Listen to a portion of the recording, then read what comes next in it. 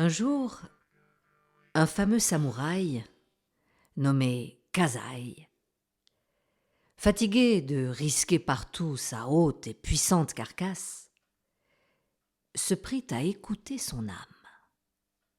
Et son âme lui dit « Par pitié, trouve-moi !» Kazai s'étonna fort. « T'ai-je donc égaré ? Puisque tu sais parler, mon âme, dis encore. Où es-tu ? Réponds-moi et j'irai te chercher. » « Je suis où est l'enfer. Je suis peut-être aussi où est le paradis. » L'âme lui dit ces mots, puis demeura muette. Alors Kazai décrocha son épée du mur de sa maison et s'en alla sur les routes à la recherche de ces lieux où était son âme. Or, comme il cheminait çà et là au hasard, passant devant un temple, il vit un vieux moine assis contre le mur. « Grand-père, lui dit-il, où est le paradis ? As-tu beaucoup pleuré ? Lui demanda le moine. Pas plus qu'il ne convient à un homme de guerre. Alors, mon fils, je crains que tu ne puisses suivre le chemin qui conduit où tu voudrais aller. Et l'enfer, homme saint, sais-tu où il se trouve ? Samouraï, je l'ignore, lui répondit le moine. On dit que seulement 3 sages s'en sauvèrent, après avoir couru ces labyrinthes. Mais en vérité, personne ne parvint à savoir quel chemin ils avaient suivi. Pourquoi, homme saint ? Parce que le premier était devenu fou. Le deuxième avait perdu la vue.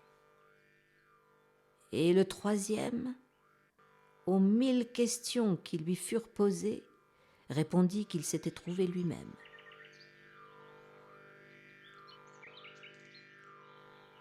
Il ne voulut rien dire d'autre.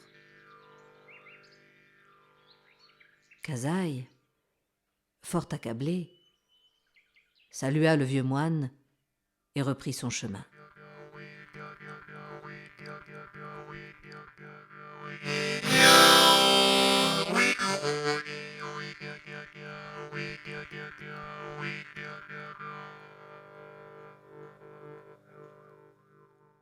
La nuit venue, il se soula dans un bas-fond d'auberge, convaincu que ces lieux où l'attendait son âme lui étaient à jamais inaccessibles. Le lendemain, pourtant, une lueur d'espoir, aussi faible et ténue qu'un point de braise dans la cendre, à nouveau le poussa à se remettre en route. Il marcha le front bas jusqu'à la ville d'Ise où était un marché.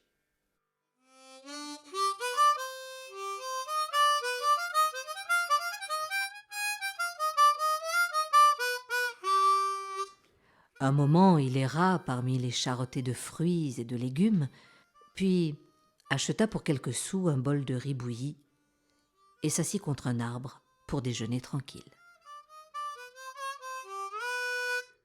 Or, comme il somnolait à l'ombre fraîche, il vit passer un homme sur son âne et soudain reconnut son visage. Il l'avait rencontré un jour dans la montagne d'Ise où il s'était égaré à pourchasser des brigands. Cet homme était ermite.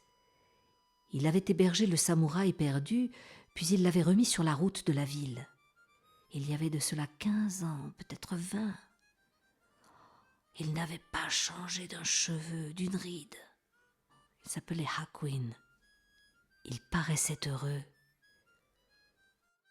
Kazai d'un bond se dressa et de loin le suivit jusqu'à sa maison basse au bord de la forêt qui grimpait vers les brumes.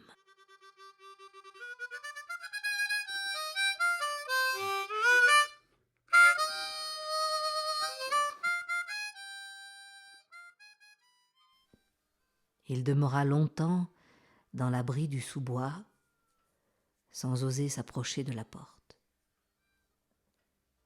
Au crépuscule enfin, il s'en vint sur le seuil, appela « Maître Hawkyne !» Il attendit un peu, puis l'ermite apparut, une lampe à la main. « Que me veux-tu, mon fils ?»« Me reconnaissez-vous » dit Kasaï. « Entre » répondit le vieil homme. Après qu'ils eurent bu ensemble un bol de thé, « Maître Hawkyne, dit le samouraï, je cherche le chemin du paradis.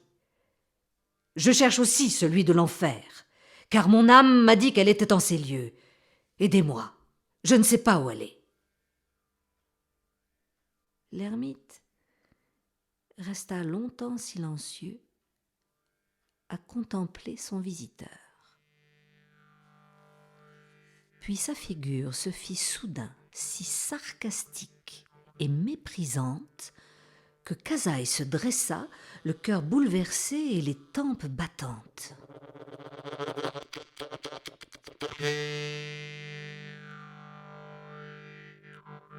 Qui es-tu donc pour me prier ainsi ?»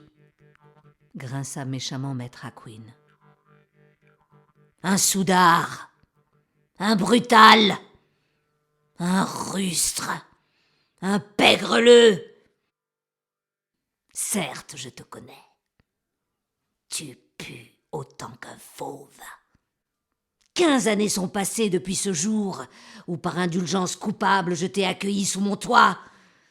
Mais je n'ai oublié ni ta mauvaise odeur, ni ton regard stupide. Comment l'aurais-je pu? Tu es ce qui se fait de plus sot en ce monde. Toi, suivre le chemin du ciel et de l'enfer. Alors, laisse-moi rire. Plutôt mener un chien à la porte de Dieu. Kasaï pâlit. Son œil se fit terrible et sa bouche trembla. Jamais aucun vivant n'avait osé l'insulter de la sorte. La fureur tout à coup déborda de son corps. Il empoigna son sabre, à 2 poings le leva. Lorsqu'il allait l'abattre, ici s'ouvre le chemin de l'enfer, dit maître Hawkyne. Il souriait, paisible, à nouveau tendre et simple. Le samouraï laissa tomber ses bras, puis lui aussi sourit, l'air tout illuminé. Enfin, il s'inclina devant le vieil ermite. Alors il entendit au-dessus de sa tête « Ici, mon fils, s'ouvre le chemin du paradis. »